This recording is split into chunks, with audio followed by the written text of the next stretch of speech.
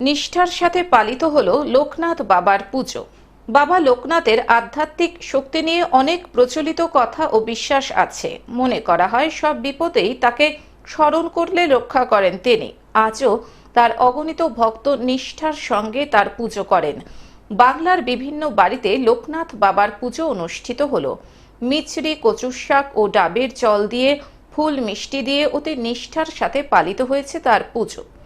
এদিন বিভিন্ন মন্দিরের পাশাপাশি গৃহস্থ বাড়িতেও মহা সমারোহের সাথে পালিত হলো লোকনাথ বাবার 105তম তিরোধান দিবস।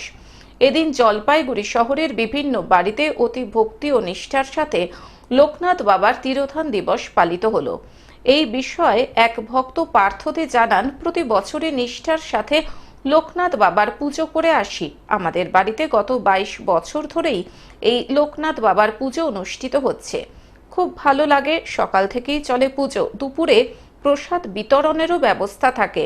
প্রচুর ভক্ত এখানে আসেন ঠাকুরের কাছে তাদের আশা পূরণের জন্য।